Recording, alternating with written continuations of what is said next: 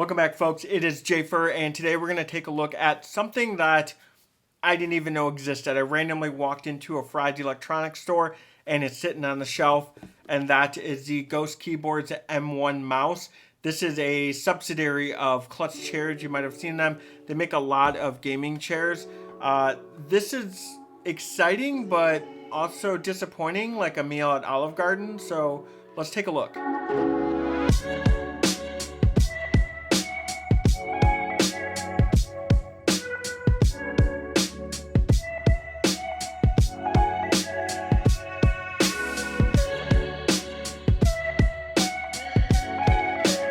Coming in at $69.99 and available in matte black or white, the M1 by Ghost Keyboards is a symmetrical right-handed shape, but it is only going to have buttons on the left-handed side. As you can see here, it will remind you of the Hottie or the G Pro Wireless, which we will get into here in just a moment. And with everything in 2020, you do have that full honeycomb cutout shape of the hexagons. Everything under the sun on this has been cut out. That includes the full bottom as well as the PCB. You can see where they've cut off any excessive parts of the PCB internally. So it's really nice that they shaved the weight on this as much as they could, as it does come in at 60 grams. The M1 is a very sturdy mouse. There is no creaking, there is no flexing when I apply a tremendous amount of pressure all over different parts of the mouse. Even in your instances where it's not going to be a real world situation, nothing is activating or making any noise at all. It is great. On the triggers though, I will say that there is a lot of pre and post travel. There isn't per se a coating on this, but I do feel that just on M1 and M2, it does have a slight rubberized feel, and maybe my eyes are just deceiving me, but I feel like the tone on the white is a little bit different than the rest of the mouse. So I'm wondering if they did do something different for mouse 1 and 2. Looking into the honeycomb shape, you do see that there is some excessive RGB. So not only do you have it on the scroll wheel and the back, which is really nicely diffused, I will say, you do have, it's kind of hard to see, but it's the Ghost emblem that is illuminating through.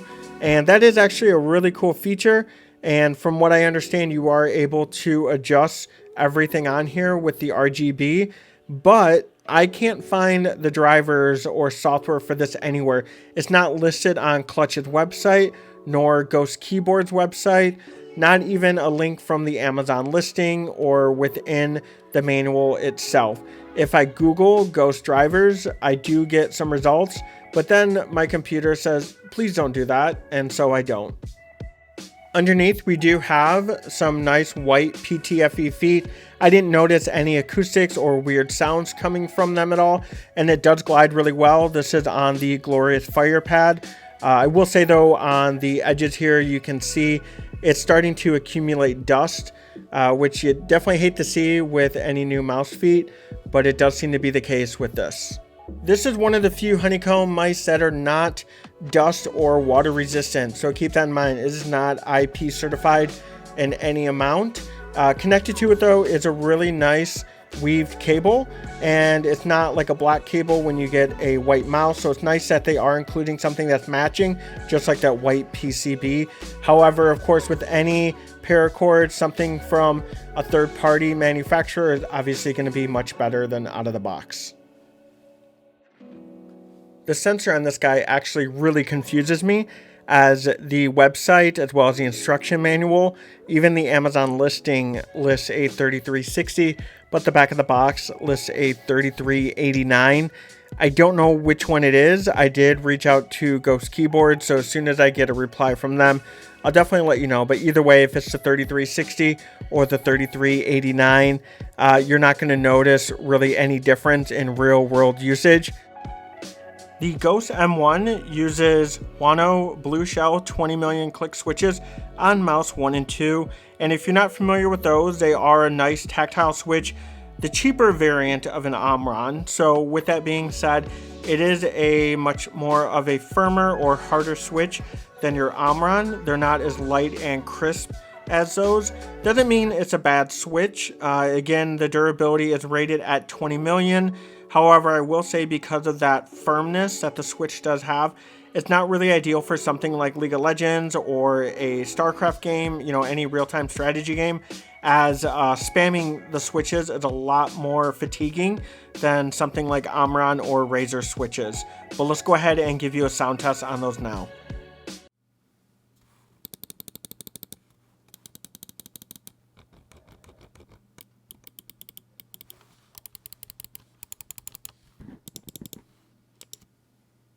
.126 by 57 at the grip and 65 at its furthest point, and a 38 millimeter height.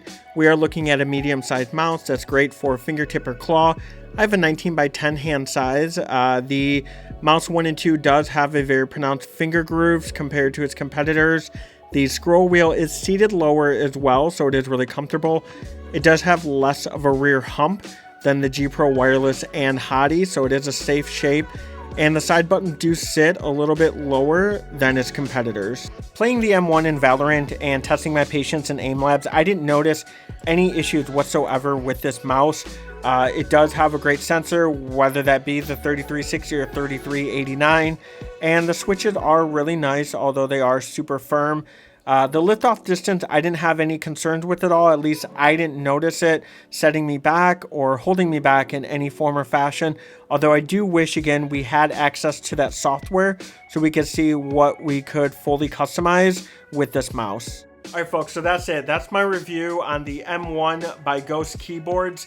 Now, I think that this overall is a really great mouse. However, when you start doing your research, seeing that it is just basically a Chinese OEM mouse, that means that Ghost Keyboard didn't put any thought or engineering into this. They just simply bought the rights to rebrand it.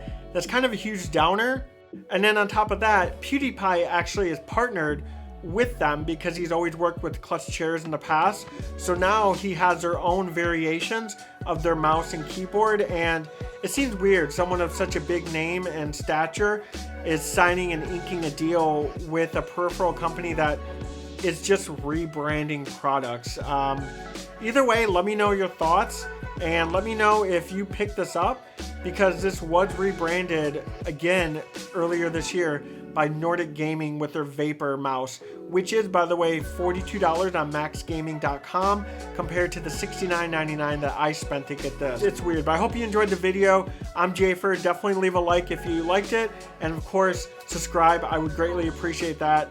Outside of that, you guys have yourself a great holiday and stay safe.